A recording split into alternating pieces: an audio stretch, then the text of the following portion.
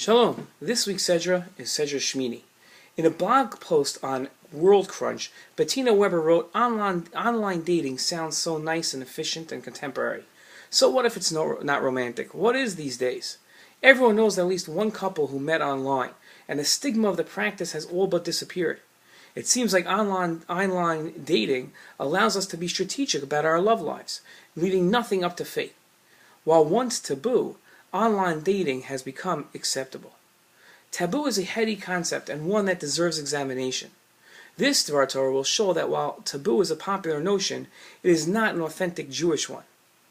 Taken from other religions and philosophies, taboo has mistakenly crept into our own religious approach. This has led people to unnecessarily deny themselves and their children perfectly permissible opportunities. This Dvar Torah aims to give the viewer a true sense of to what extent a prohibition goes to. Many have mistakenly felt that anything listed in the Torah as prohibited or tameh as taboo and should be avoided in all ways. This decree, erroneous as it was extended past the prohibitions of the Torah, forbidding all forms of contact with prohibited or tameh objects. An example of the position is the following decree from one leader to his followers, and I read not for authenticity's sake, but just so you'll believe me that I'm actually getting this from someone.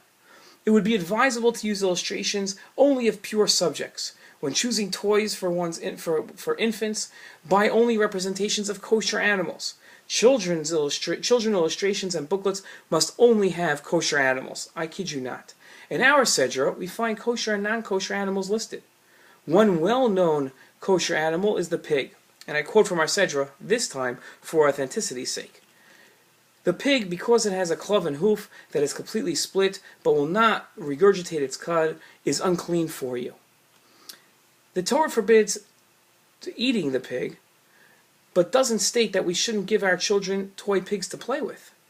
The idea that non-kosher animals are forbidden for more than consumption stems from the mistaken idea that the Torah includes taboo. As Rabbi Yisrael writes, there is no religious taboo in Torah law, and Rabbi gives a number of examples. We all know that a pig is prohibited for the Jew according to Torah law.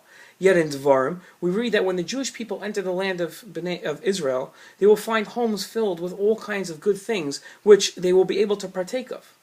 What things was this talking about? The Gemara identifies these good things as inclusive of foodstuffs, even pig. The people were permitted upon entering the land to consume all prohibited foods at that time. The Bible, interestingly enough, refers to these very prohibited foods as good. Thus, even though the Torah prohibited certain foods, they are not considered bad. The prohibition is merely to teach man to exercise control over his appetitive desires, not that there is anything quote-unquote unclean about a pig or a camel or a horse. God does not, so to speak, like the cow more than the donkey. They are all equal in his creation. In other words, there's no such thing as taboo in the Torah. There's no reason to ensure that our children can't play with toy pigs. The whole idea is foreign to the Torah. Shabbat Shalom.